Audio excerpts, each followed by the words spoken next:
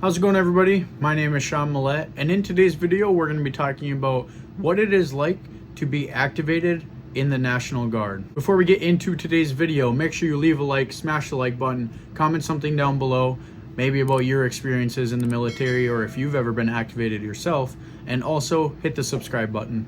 Alright, so as you know, in today's video we're going to be talking about activation within the Army National Guard. Now, just an FYI, if you are in the Army National Guard, do expect to still get activated, do expect to still get deployed. Some people have misconceptions that they'll never get deployed if they're in the National Guard because only active duty does, or I don't know. I've heard lots of different things. And activations are also a big thing because in the National Guard, your mission is state first. And so if there's anything that goes on in your state, like natural disasters or civil unrest, just know you're going to be activated. I can say that speaking firsthand because I was actually activated in 2021 during the George Floyd, Derek Chauvin, the trials that were going on with that. And at the same time, Dante Wright passed away. So we got activated for about 2 weeks down in the cities. I'll be talking a little bit about what it was like to be activated and some other scenarios about activation. All right, so let's talk about my time a little bit. I was activated towards the end of my freshman year of college for about 2 weeks down in the Minneapolis, St. Paul area of Minnesota. There's probably some stuff that I can't quite talk about or mention in this video, but I guess I'll just kind of sum it up for you guys. It wasn't that bad of an experience because the year prior was the big stuff when George Floyd actually passed away, and things got a lot worse in Minneapolis and Minnesota as a whole. I was on my way to job training when that was all going on, so I wasn't there for the first round of riots. But essentially, it wasn't that bad. They kind of had it. Everyone had already kind of been through it once, and it was fresh in everyone's brain. But for those of us that were new, we didn't quite know what to expect. But I mean, we got put up in a hotel, and I think throughout the 2 weeks, the most we saw outside of one of the precincts was about 15 to 20 people that were just kind of doing their own little rally or protest. And we got called like fake G.I. Joes, fake soldiers, whatever, because they knew we were National Guard and stuff like that, and took jabs because we had a presence outside this precinct. But that was really it. That was the most that I had really seen or heard of. There was one instance throughout that activation where someone fired a weapon. I don't know if it was intentional, it probably was, but it was aimed at a National Guard, I think it was a Humvee, and it actually did hit the windshield of the Humvee, and the soldier was not wearing proper PPE, had his eye pro off, and some of that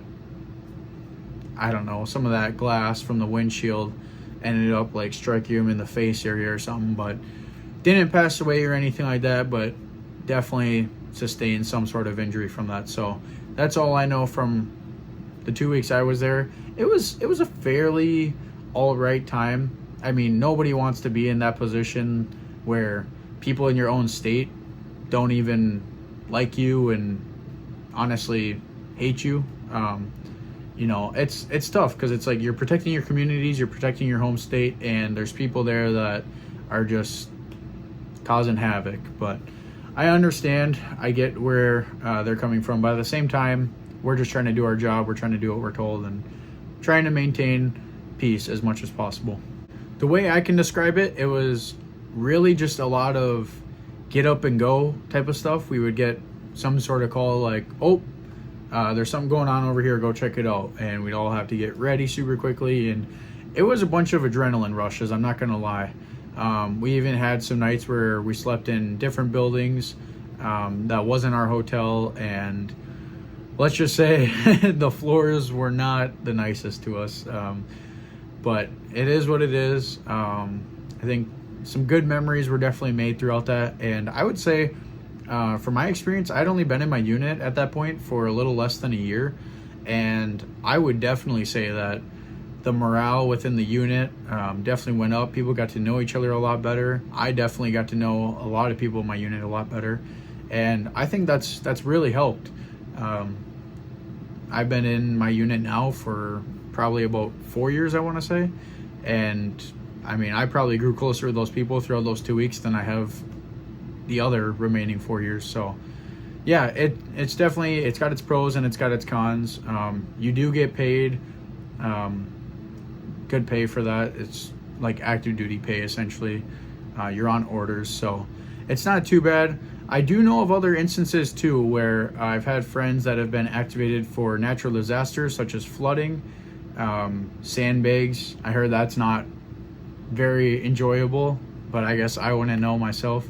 But yeah, helping out with flooding, different natural disasters. The National Guard really, like I said, protects state first, so be ready to be activated if you're serving in the National Guard at some point. But yeah, activations really are all about what you make it. Some of them can really just weigh down on you and not be that fun. Obviously, people are usually working some sort of full-time job while in the National Guard, or also going to college. And so it's important to remember that, you know, it kind of takes a toll on some people, because usually if you get activated, you're not really expecting for it to happen. It kind of happens more or less minute. So sometimes that can cause hardships for people, but if you're able to make the most of it the way you know how, by all means do that within reason. Try to have fun, try to enjoy yourself, try to make some memories, but at the same time, make sure you're getting your job done, so that way you're not labeled as a terrible soldier or something like that. Anyways, guys, that's been it for today's video. Just talking about activation within the National Guard. Kind of short summary of my story.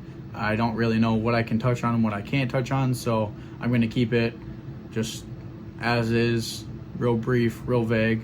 But I hope this has definitely taught you a thing or two about activations in the National Guard. And let me know if you have any more questions. My name is Sean Millett. Peace out.